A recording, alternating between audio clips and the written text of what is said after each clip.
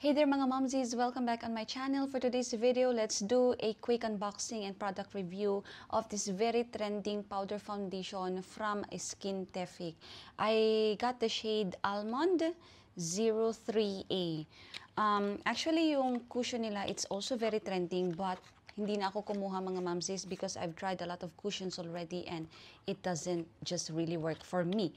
Okay, so this is how the product looks like. Wait, baliktad pa. O, ayan. Wow, ang ganda. Diba? Parang pwede ka na magsalamin dito. And this says, one swipe covers blemishes and blurs the appearance of skin texture and pores. Sige, let's try to achieve that one with this product, mga momsies. Let's open it up. Ayan, very straightforward siya. Okay, andito yung kanyang puff. May lalagyan. It has its own compartment, kumbaga.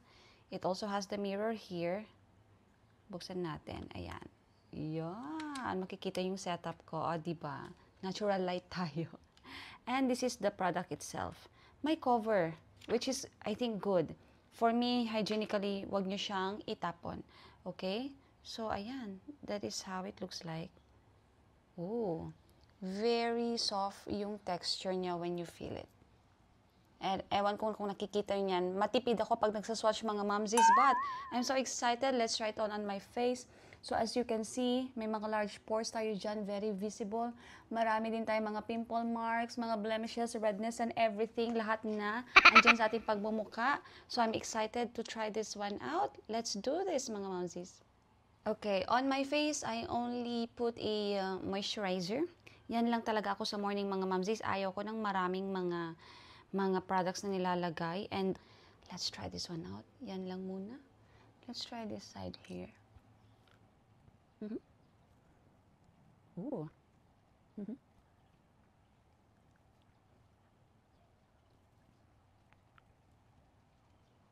Okay, so this is the face with the product. Ito naman yung wala. As you can see, parang it looks better, di ba? Let's try it out on the other side. Yan, kita nyo yan. And by the way, when I'm applying product, mga momsies, very minimal lang talaga ako mag-apply. Gusto ko yung nakikita pa rin yung skin ko. Ayaw ko yung pakak na pakak.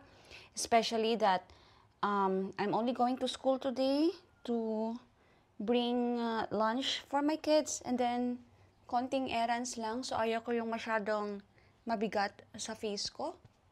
And so far, yeah. This is giving. Charing. Oo. Very lightweight on the face. And then, parang I feel like medyo nag-ano yung skin ko. Parang nag-glow up siya ng konti. I mean, hindi na siya parang dull yung kanina. So, let me just finish my whole makeup for today's video and I'll get back to you, mga momsies, okay? So, this is our final makeup and final look for today's video, mga momsies. Again, hatid lang ako ng lunch ng kiddos ko and then short errands lang. And then, susunduin ko sila later this afternoon. Yan lang ang ating gagawin for today. So, this is the kind of makeup that I only need. And so far, with this Skintific powder foundation, it's giving me that, you know, parang fresh looking makeup. But I actually set my whole face with misting spray from BLK. But so far I'm loving it kasi it's very lightweight talaga on the face. And maganda yung coverage niya. Very light lang talaga yung nilagay ko, mga momsies. Hindi na ako nag-add up ng layer kasi yun nga, yung gusto ko is very light lang. And nakikita pa yung aking natural skin. So, that's all for my product review on this product, mga momsies. I hope it helps. And please don't forget to like, comment if you have tried this one also. And don't forget to follow me. I'll see you on my next one. Godspeed.